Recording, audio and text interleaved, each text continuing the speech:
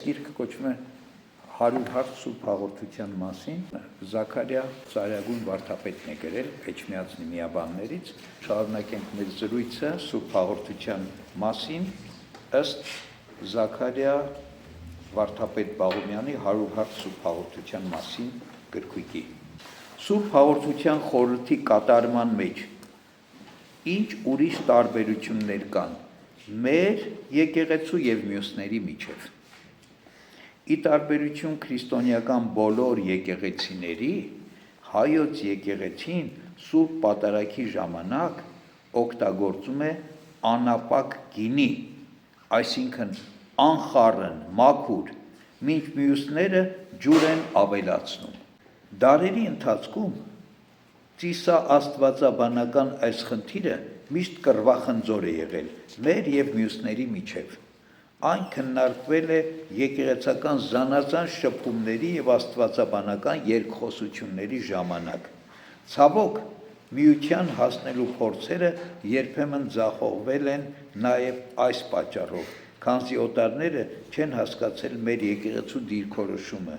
եւ մեզ հանիրավի մեղադրել են ուղղափառությունից շեղված լինելու մեջ։ Ով է հաստատել բաղարջ հացով եւ անապակ գինով պատարագելու այս սրբազան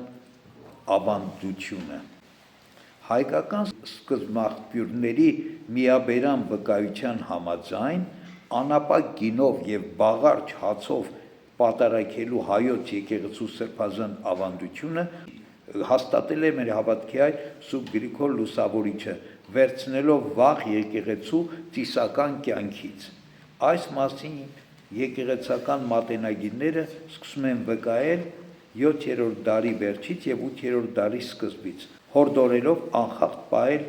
անապակ բաժակի սրբազան ավանդությունը, որից շեղումը ընկալվել է իբրև հեռացում ուղղափառությունից։ Այս հարցում Սուրբ Գրիգորը նկատի ունեցել նաեւ հայրից գինի խմելու ազգային ավանդույթը, քանի որ մենք երբեք ջուր չենք խառնում գինուն եւ հետո խմում, ի տարբերություն ուրիշ ազգերի։ Բնականաբար անհասկանալի եւ անտրամաբան կլիներ առօրյա կյանքում գինուն ջուր չխառնել եւ անապակ խմել, իսկ ծիսական կյանքում խառնել։ Այս հարցում եւս մեկ անգամ տեսնում ենք Սուրբ Գրիգոր Լուսավորչի խորագիտությունն ու մեր հոգեկերտվածքը հասկանալու նրա կարողությունը։ Գինու հետ ոչ մի բան պիտի խառնված չլինի, պատարագի գինին, այսինքն ջրով չենք բացում, չենք թուլացնում, բան։ Եվ բաղարջ հացը ինչն է, բաղարջ հացը անթթխմոր հացն է, այսինքն պատարագի ժամանակ օգտագործվող նշխարը ինքը իր մեջ միայն ալյուր է եւ ջուր է, ուրիշ բան չկա, ոչ աղ կա մեջը, ոչ թթխմոր կա, ոչ բան, դա կոչվում է բաղարջ հաց, որ ինչի, որտեվ հրեաները իրենց զատկի ժամանակ, զատկական տոնին, բաղարջ հաց էին օգտագործում, էդ էլ գալիս է որտեղից, Եգիպտոսում, երբ որ իրանք գերության մեջ էին, երբ որ Աստված հրաշքով իրենց ազատեց, իրանք ճամփա դուրս եկան, իրանք խմորը, թթխմորը, որ ամեն անգամ հացի համար թթխմորը, չեն կարող, իրանք 40 տարի անապատում չվեցին, չեն կարող թթխմոր հետները մանտալ, իրանք բաղարջ հաց էին պատրաստում, եւ այդ զատվելու ավանդույթը տեղից է գալիս, զատիկը հրեաների տեղից է, եգիպտական գերությունից իրենք ազատագրվեցին, զատվեցին եգիպտացիներից եւ այդտեղից այդ զատիկը տոնելու սովորույթի ժամանակ իրանք բաղարջ հաց են, որտեղ իրանք որ դուրս եկան այդ թթխմորով հաց չունեին, բաղարջ եւ հետո իրանք ծիսակարգի մեջ մնաց, որ զատկի տոնի իրենց հացը պիտի լինի բաղարջ։ Իսկ Քրիստոսը Սուրբ հաղորդության խորհուրդը հաստատեց հրեաների զատկի տոնի օրը, զատկական սեղան էր նստած աշակերտների հետ վերջին ընթրիքին եւ հացը վերցրեց, ուրեմն սեղանին դրված էր բաղարջ հաց, վերցրեց, օրտնեց, ասեց արեք կերեքսային մարմինն է։ Դրա համար մեր եկեղեցում ավանդույթը մնացել է, որ բաղարջ հացով պիտի լինի պատարագը եւ մաքուր անխառն գինով, անապակ գինով։ Ուրեմն մյուս եկեղեցիներ տարբեր պատճառաբանություններ ունեն, բնակույների, հռոմեացիների մոտ սովորույթ կար, գինին ջրով բացում էին, նոր էին խմում առօրյա կյանքում եւ նաեւ իրանք պատարագի գին ունեն ջուր խառնում, բայց այդ միայն սովորույթի հետ կապված չի։ Շատերս դա կապում են այն երևույթի հետ, որ Քրիստոսի կողը որ խոցեցին խաչի վրա, ինչ դուրս եկավ, ասում են արյուն եւ ջուր, քանի որ Քրիստոս արդեն մահացել էր, արյուն չէր, արյունը ջրից զատված էր, արյուն եւ ջուր դուրս եկավ կողից, էսա գինին արյան խորհուրդ եւ ջուր, բայց մեր եկեղեցին ասում է, որ դա հաղորդության խորհուրդը չէ, դա մկրտության խորհուրդն է։ Մկրտության խորհրդի հետ է կապված։ Ինչևից է, ուրեմն տեսեք, ասում եմ, այդ սովորույթը մեր եկեղեցու մեջ եկել է որտեղից Գրիգոր Լուսավորչից, այսինքն 4-րդ դար, 300 թվական, 300 քանի թվականներից։ Իսկ Գրիգոր Լուսավորիչը Իրանից ինքը չի որոշել, որ այդպես պիտի լինի։ Ինքն էլ Իրանից առաջ սկզբնաղբյուրներից է վերցել։ 4-րդ դարից մինչև հիմա մենք 21-րդ դարում ենք, այսինքն 17 դար է ավանդույթ եղել է, որ պատարագը պիտի մատուցվի անապակ գինով եւ բաղարջ հացով, նրանից առաջ էլ այնտեղ ավանդույթ է եկել երևի առաքյալներից, արդեն առաջի դարերի հայրերից եկել հասել է Գրիգոր Լուսավորիչը եւ մեր եկեղեցին այս ավանդույթը պահել է մինչեւ հիմա։ Մյուս բոլոր եկեղեցիները պատարագի գինուն ջուր են խառնում։ Որոշ եկեղեցիներ նաեւ բաղարջ հացով չեն անում պատարագը, հա սովորական հացով, թթխմորով հացով են անում պատարագը։ Հովանդ Օզնեցի կաթողիկոսի եւ Ասորի եկեղեցու առաջնորդ Անտիոքի Աթանաս Պատրիարքի նախաձեռնությամբ 726 թվականին Մանասկերտում գումարված հայ ասորական եկեղեցական միացյալ ժողովի 8-րդ կանոնում պարզորոշ ասվում է. ըստ Սուրբ Գրիգորի մեզ ավանդացի պետք է անխմոր հաց եւ անապակ գինի հանել սուրբ սեղան եւ չհետեւել քրիստոնյա այլ ազգերի ավանդություններին։ 726 թվականի կանոն կարդացի, հա, եւ մենակ մեր եկեղեցու չի, մեր եւ Ասորի եկեղեցին, մեր կաթողիկոս Հովանոցնեցին այդ ժամանակվա եւ Ասորի եկեղեցու պատրիարք Աթանաս պատրիարքը միասին հայ ասորական ժողով են արել եկեղեցիների եւ այդ ժամանակ այսպիսի որոշում ունեն, այսինքն իրենք էլ հղում են Գրիգոր Լուսավորչի, որ ինչպես Սուրբ Գրիգոր Լուսավորիչն է մեզ ավանդել, պատարագի սուրբ սեղան պիտի բարձրացնենք անապակ գինի, այսինքն անխառն գինի եւ բաղարջ հաց։ Ասորի եկեղեցին համարվում է մեր քույր եկեղեցին, այսինքն մեր դավանություն ունեցող եկեղեցի, 5 եկեղեցիներ կան աշխարհում, որ նույն դավանություն ունեն, այսինքն մեր ընտանիքի մեջ հայկական դա հայ առաքելական եկեղեցին է, Ասորի եկեղեցին է ուղղափառ, Ղպտի ուղղափառ եկեղեցին է, Եթովպական եկեղեցին է եւ Հնդիկ մալականա եկեղեցին։ Այս 5 եկեղեցիները կազմում են արևելյան եկեղեցիների, արևելյան ուղղափառ եկեղեցիների ընտանիքը, որ մեր դավանությունը նույնն է։ Սուրբ Հովանոցնեցին նաեւ հորդորում է նորաձև բաներ չկատարել,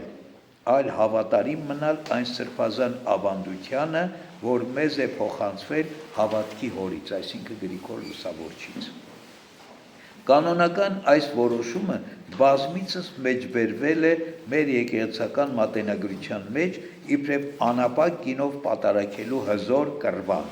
այսինքն հիմք, որը մեզ թույլ է տալիս, որ մենք պատարագ պետք է անենք անապակ գինով, այլ ոչ թե խառնած գինով, ջրի հետ խառնած։ Ինչպես են մյուս եկեղեցիները հիմնավորում իրենց տեսակետը։ Հիմա մյուս եկեղեցիների տեսակետը, որոնք ջուր են խառնում գինու հետ պատարագի։ Անապակ կամ խառնյալ բաժակի խնդիրը սկսվում է քննարկվել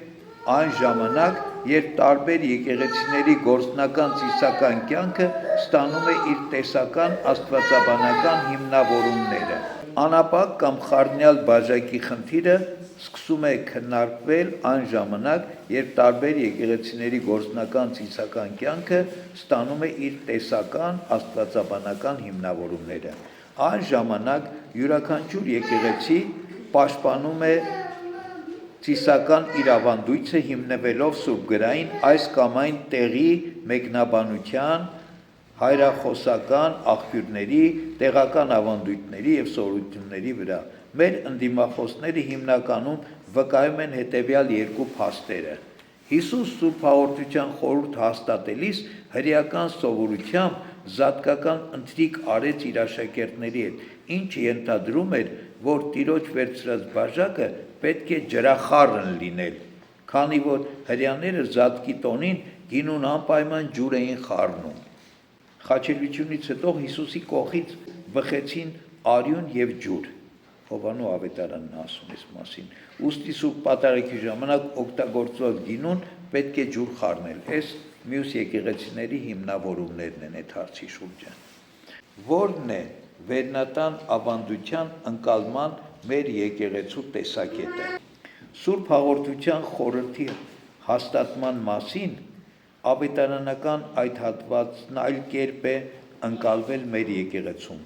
Անապակ գինով պատարագելու հայոց եկեղեցու սրբազան ավանդության բոլոր ջատագով հայրերն ու վարդապետները պնդում են, որ ավետարանում ջրի մասին որևէ խոսք չկա, ուստի ճիշտ չէ ջուր ավելացնել գինու մեջ։ Եթե դրա կարիքը լիներ, ապա ավետարանիչները կգրեին այդ մասին։ Ավելին, Հիսուս ինքը առաջինը նման պատվեր կտար, բայց քանի որ Տերը նման բան չի ասել եւ ավետարաններում ջրի մասին խոսք չկա, ուրեմն ամենիմաստ է ջուր ավելացնել Սուրբ Հաղորդության բաժակի մեջ։ Այս մեր եկեղեցու տեսակետն է։ Իսկ ավետարանից դուրս մնացած ամեն ինչ արդեն մեկնաբանության ծիրում է։ Ինչ վկայություններ ունենք վերնատան ավանդության մասին մեր մատենագրության մեջ, հայկական մատենագրության մեջ, ինչեր կա այս Սուրբ Հաղորդության խորհրդի հետ կապված։ Միայն գինով պատարագելու մասին վկայություններ ունենք դեռևս 5-րդ դարից։ Փավստոս Բյուզանտ պատմիչը եւ Սուրբ Եղիշեն իրենց երկերում բազմիցս խոսում են գինու մասին եւ ջրի օգտագործման մասին որևէ հիշատակություն չունեն։ Վերնատան ավանդության մասին առաջին վկայությունը պահպանվել է Սուրբ Եղիշե վարդապետի մեկ գործում, որում նա նշում է, որ վերջին ընթրիքին Հիսուս հաց ու գինի վերցրեց։ Մեր եկեղեցու նշանավոր այս վարդապետը այստեղ գինու համար չի օգտագործում անապակ կամ անխառն եզրը, որովհետև տվյալ ժամանակաշրջանում անխառն կամ խառնյալ բաժակի խնդիր դեռևս քննարկման առարկա չէր, բայց երբ 7-րդ դարի վերջին եւ 8-րդ դարի սկզբին ծիսա աստվածաբանական այս խնդիրը դառնում է քննարկման թեմա, մեր եկեղեցական հեղինակները գինու համար արդեն սկսում են օգտագործել անապակ եզրը, այսինքն մինչև 7-րդ դարը եկեղեցիները այդ խնդիրը չունեին իրար հետ քննարկելու, հա, երբ որ սկսեց քննարկել, մենոնք էլ սկսեցին շեշտել անապակ գինի, այսինքն ոչ մի բան չխառնված գինի ենք օգտագործում։ Հայոց եկեղեցին այս շրջանի կարկառուն դեպքերից Ստեփանոս Սյունեցին, Սուրբ Հովանոձնեցին եւ Խոսրովիկ թարգմանիչը իրենց գրվածքներում հստակ խոսում են այս մասին եւ շեշտում Հիսուսի օգտագործած բաժակը գինին անխառն էր, անապակ։ Այս ուղղափառ գիծն են պաշտպանել եւ նոր օրինակով հաստատել հետագա եկեղեցական հեղինակները նույնպես Անանիա վարդապետ Սանահանեցին 11-րդ դար, Սուրբ Ներսես Շնորհալի Վարդան վարդապետ Այգեկցին 12-13-րդ դարեր, Հովանես վարդապետ Արջիշեցին 12-13-րդ դար, Մխիթար Սասնեցին 13-14-րդ դար, Եսայի Նչեցին 13-14-րդ դար, Ստեփանոս arciepiskopos Օրբելյանը 14-րդ դար, Կիրակոս վարդապետ Երձնկացին 14-րդ դար, Գրիգոր Տաթևացին եւ ուրիշներ, այսինքն այդ մեր բոլոր մեծանուն հայրերը մեր եկեղեցու խոսել են այդ մասին տարբեր դարերում, որ գինին պիտի լինի անխառն, անապակ։ Ինչպես է մեկնաբանվել Տիրոջ կողից բխած արյունը եւ ջուրը մեր եկեղեցում։ Ըստ հայոց եկեղեցու դիրքորոշման Տիրոջ կողից բխած ջուրը խորհրդաբանորեն Սուրբ Մկրտության նշանակն է, իսկ արյունը Սուրբ Հաղորդության, այսինքն երկու բան։ ջրով մկրտվում ենք, մկրտության խորհրդանիշն է, արյունը հաղորդության, որ հաղորդվում ենք։ Նման մեկնաբանություն հանդիպում ենք նաև ընդհանրական եկեղեցու հայրերի մոտ։ Բացի այդ, մեր եկեղեցու հայրերը վկայակոչում են մեկ այլ հիմնավոր պատճառ, չէ՞ որ Սուրբ Հաղորդության խորհուրդը հաստատվել է նախքան խաչելությունը եւ ոչ թե խաչելությունից հետո, ուստի ճիշտ չէ ջուրավելացնել Սուրբ Հաղորդության բաժակի մեջ։ Ընդհանրական եկեղեցու որ հայրերն են ավետարանական այս հատվածը մեզ նման մեկնաբանում։ Սուրբ Եփրեմ Ասորին, որ ապրել է 4-րդ դարում, Սուրբ Գրիգոր Նյուսացին,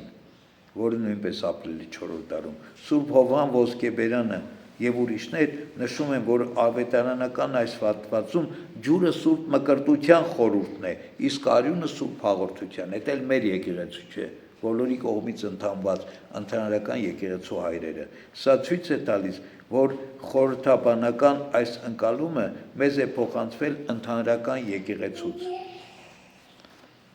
Խնդրի վերաբերյալ ինչ վկայություններ ունենք մեր մատենագրության մեջ։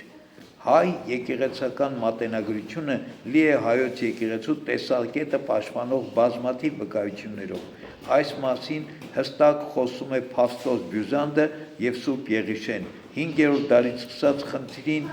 անդրադարձած բոլոր վարդապետներն ու հայրապետները պաշտպանում են նույն տեսակետը։ Այս հարցում հայոց եկեղեցու աստվածաբանական ըմբռնումները եւ պատկերացումները արտացոլված են նաեւ կիրառական արվեստում եւ որոշ պատկերներում, որոնցում ջուրը թափվում է մկրտության ավազանի մեջ, իսկ արյունը հաղորդության բաժակի կամ երեխայի բերանի, այսինքն պատկերագրության մեջ եկեղեցական Քրիստոսի կողը, որ խոցված է, այնտեղի ջուրը թափվում է ավազանի մեջ, որ մկրտությունն է խորհրդանշում, իսկ արյունը թափվում է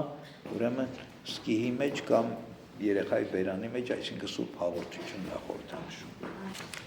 Ինչ աստվածաբանական հիմնավորում ունի անապակ գինի օգտագործելը։ Սուրբ Պատարագի ժամանակ ջրախառնության մերժումը ունի նաև իր աստվածաբանական հիմնավորումները, որոնք բխում են վարդապետական որոշ հարցերի շուրջ հայոց եկեղեցու տեսակետից։ Մասնավորապես, խնդիրը շահկապված է Տիրոջ մարմնի անապականության ուսմունքի հետ։ Մեր եկեղեցու աստվածաբանական մտածողության համաձայն, երբ բաղարջ հացը Տիրոջ անապական մարմնի խորհուրդն ունի, ապա նաև գինին Տիրոջ արյունը պետք է անապակ, անխառն լինի, քանզի միայն այդ դեպքում կատարել եւ ամբողջական կլինի փրկագործությունը։ Հայրիս համար անհասկանալի է ջրախառնությունը, քանզի այն արդեն ոչ թե Տիրոջ արյունը կլինի, այլ խառնածին մի բան, որով վտանգվում է հենց փրկագործությունը։ Սուրբ Հաղորդության բաժակի մեջ ջրի հավելումը ընկալվել է իբրև ապականության նշան, որն էլ մերժվել է մեր եկեղեցու հայրերի եւ վարդապետների կողմից։ Վերջիններս ջրախառնության մեջ տեսել են նաեւ նեստորականության եւ երկաբնակության մեջ ընկնելու վտանգ,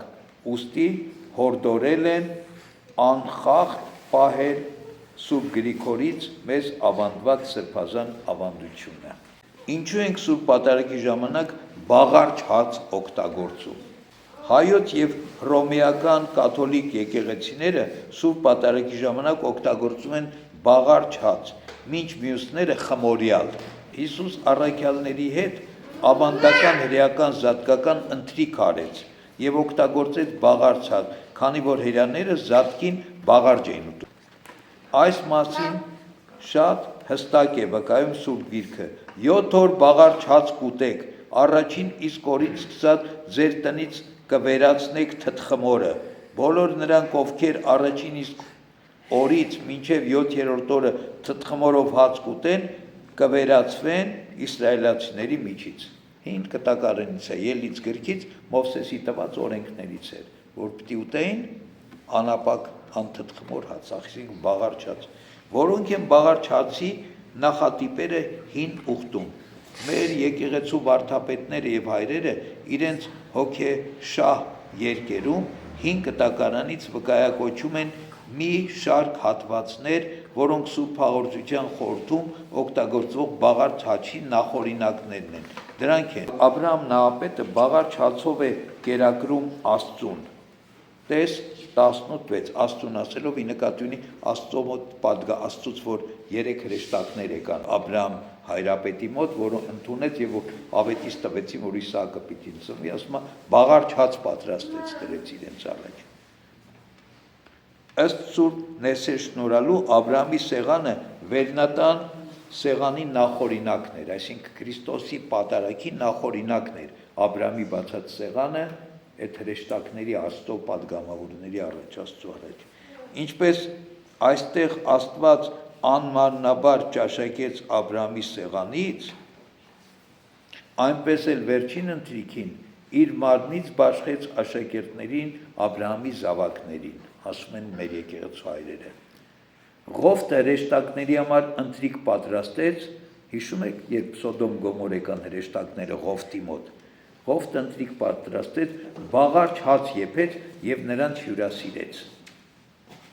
Մովսեսը պատվիրեց իսրայելացիներին 7 օր բաղարդ ուտել, եւ բաղարջը խորհրդանշում է Սուրբ Հաղորդության խորհուրդը, իսկ 7-րդ օրը այս կյանքի 7 ժամանակաշրջանները։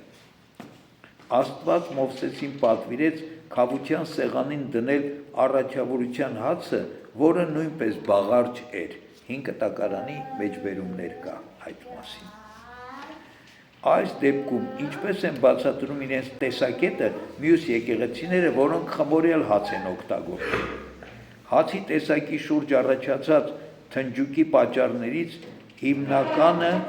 նոր կտակարանի ժամանակագրությունն է, ավելի ճիշտ հետևյալ հարցի պատասխանը, թե որ օրը Հիսուս իր աշակերտների հետ ընթրիք արեց եւ հաստատեց Սուրբ Հաղորդության խորհուրդը։ Ըստ համատես ավետարաններ համարվում են Մատթեոսի, Մարկոսի եւ Ղուկասու ավետարաններ։ Այս երեքը կոչվում են համատես ավետարաններ, որտեղ իրար հետ շատ այդպես համահունչ են ընթանում, նույն բովանդակությամբ, այսպես նույն սցենարով գնում են այդ ավետարանները։ Ըստ համատես ավետարանների զատկական ընթրիքը տեղի ունեցել Նիսան ապրիլ ամսվա 14-ի երեկոյան 5շաբթի օրը, այսինքն հաջորդ օրը ուրբաթ լինում է զատկի առաջին օրը, իսկ Հովանեսի ավետարանի տեղեկությունների համաձայն Նիսանի 14-ն ուրբաթ էր, այսինքն զատկի շաբաթ օրն է Նիսան 15-ը։ Սրանից հետևում է, որ Հիսուս վերջին ընթրիքն արել է 5շաբթի երեկոյան Նիսան 13-ին, երբ սկսում էր Նիսան 14-ը, ուրբաթ օրը։ Ավետարանների հաղորդած այս տեղեկությունները ցայսօր էլ քննարկվում են Սուրբ գրքի մեկնիչների եւ ուսումնասիրողների կողմից։ Երկու տեսակետներն էլ ունեն իրենց պաշտպաններն ու ընդդիմախոսները։ Հայոց եկեղեցին դարեր ի վեր Սուրբ Պատարագի խորհուրդը կատարում է բաղարջ հացով եւ հիմնավորում համատես ավետարանների վրա պնդելով, որ Հիսուս առաքյալների հետ Նիսան 14-ին 5շաբթի օրը զատկական ընթրիք արեց եւ օգտագործեց բաղարջ հաց։ Մինչդեռ խմորյալ հաց օգտագործող եկեղեցիները այն կարծիքին են, որ վերջին ընթրիքը բաղարջակերած տոնից 1 օր առաջ էր, ուստի Հիսուս խմորյալ հաց է օգտագործել։ Վերջիններս նաև հավելում են, որ նոր կտակարանի այդ հատվածում հացի համար օգտագործվում է հունարեն մի բառ, հունարենով է գրած, չեմ կարող կարդալ, մինչդեռ բաղարջ հացի դեպքում պետք է լիներ մի ուրիշ բառ, հունարեն։ Ինչ է խորհրդանշում բաղարջ հացը։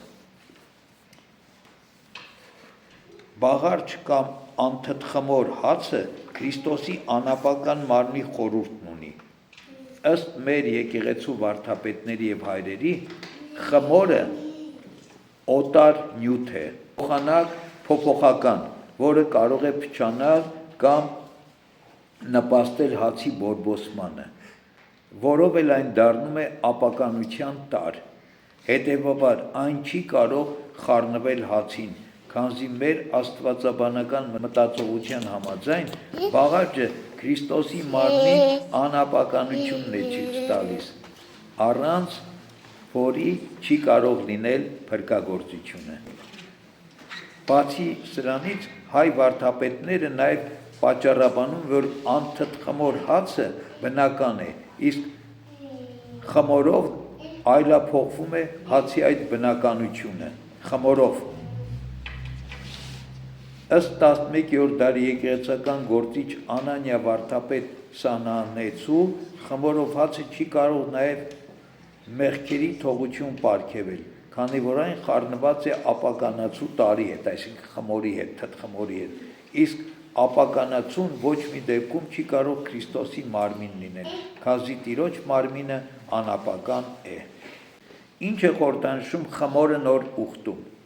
Խմորը նոր կտակարանում խորհրդանշում է ապականություն, մեղք, չարություն, ազգամություն եւ այլն։ Հիսուս ավետարանում ասում է. «Ինչպես չեք հասկանում, որ հացի համար ձեզ չասացի զգուշացեք փարիսեցիների եւ սադուկեցիների խմորից»։ Հիշում եք այդ խոսքերը։ Այդ կեղծավորության մասին է խոսում։ Իսկ Պողոս առաքյալը հորդորում է. «Մաքրեցեք, դեն նետեք հին խմորը, որպեսզի նոր զանգված լինեք, առանց թթխմորի, քանզի Քրիստոս մեր զատիկը մորթվեց, ուրեմն տոն կատարեցեք ոչ թե հին խմորով, այլ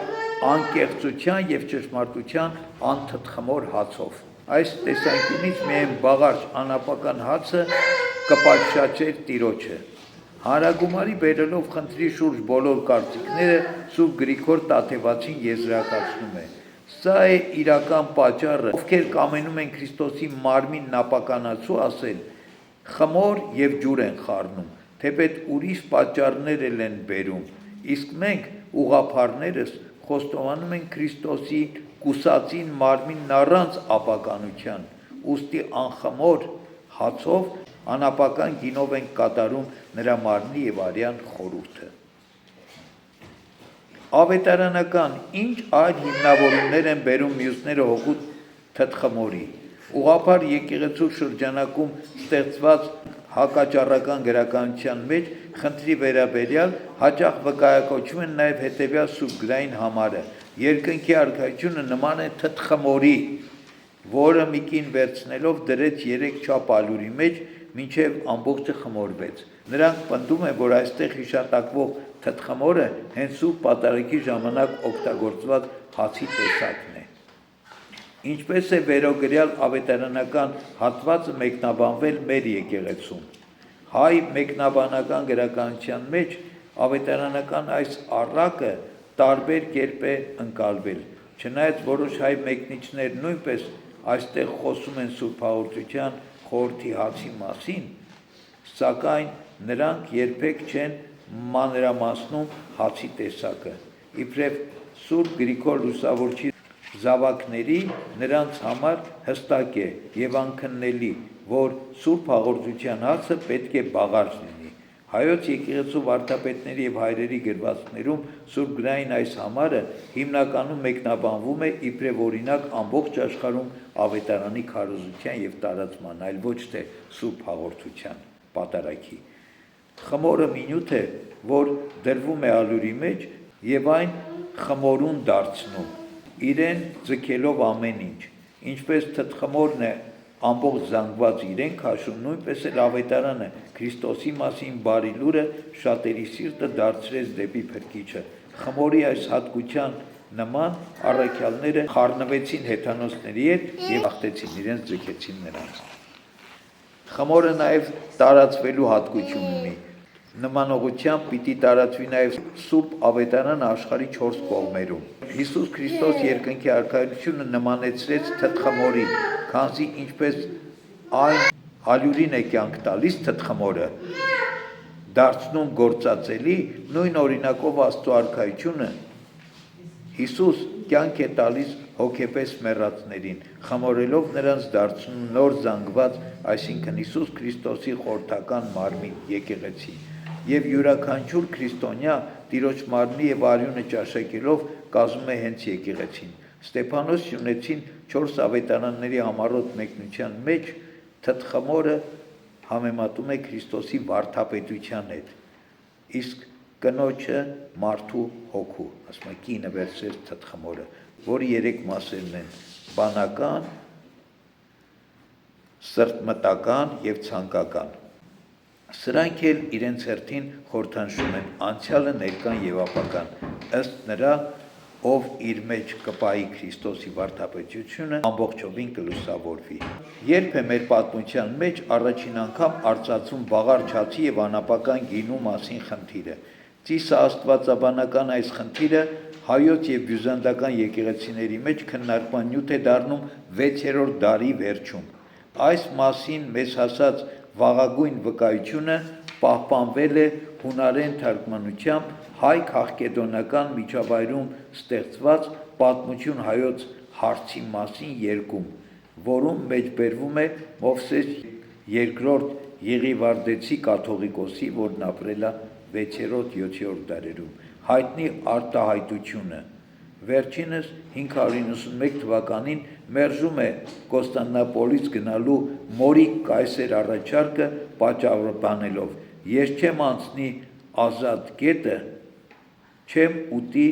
փռան հացը և չեմ խմի ջրախառն տաք գինին»։ Ուսումնասիրողների կարծիքով Մովսես կաթողիկոսի կտրուկ պատասխանի պատճառը հենց ջրի ավելացումն է և խմորյալ հացի օգտագործումը քաղկեդոնականների կողմից, որը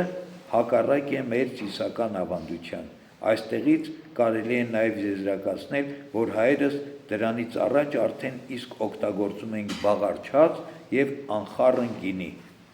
Երբ է բաղարչացի խնդիրը քննարկվում հույների և լատինների միջև։ Խնդրի շուրջ վիճաբանությունները սկսվում են 11-րդ դարում, այսինքն կաթոլիկներն ու ուղղափառները, հույները։ 11-րդ դարում, երբ 1054 թվականի հուլիսի 16-ին պապական նվիրակները կարդինալ Հումբերտի գլխավորությամբ մտնում են Սոֆիայի տաճար և սուրբ սեղանին դնում պապի կոնդակը, որով Կոստանդնապոլսի Միքայել առաջին Կյուլարիոս պատրիարքը և նրա հետևորդները զրկվում են եկեղեցական հաղորդությունից։ Այնուհետև երկու կողմերը զոհվում են իրար։ Փաստորեն 451 թվականից հետո 1054 թվականին ընդհանրական եկեղեցին դոգմատիկ, կանոնական և ծիսական տարակազայությունների պատճառով բաժանվում է երկրորդ անգամ։ Արևմուտքում գտնվում է հռոմեական կաթոլիկ եկեղեցին, Հռոմ կենտրոնով, արևելքում ուղղափառ եկեղեցին Կոստանդնապոլսով։ Եկեղեցու այս բաժանումը ցայսօր էլ հաղթահարված չէ, այսինքն 1964 թվականին Պողոս 6-րդ պապը և Կոստանդնապոլսո Աթենագորաս պատրիարքը Երուսաղեմում միմյանց վրայից հանեցին նզովքները, բայց հաղորդությունն իրար տալու հարցը մնում է չլուծված։ 11-րդ դարում իրար նզովել են և 20-րդ դարում նզովքները հանել են իրար վրայից, բայց հաղորդության հարցը չեն լուծել, իրար հաղորդություն չեն տալիս։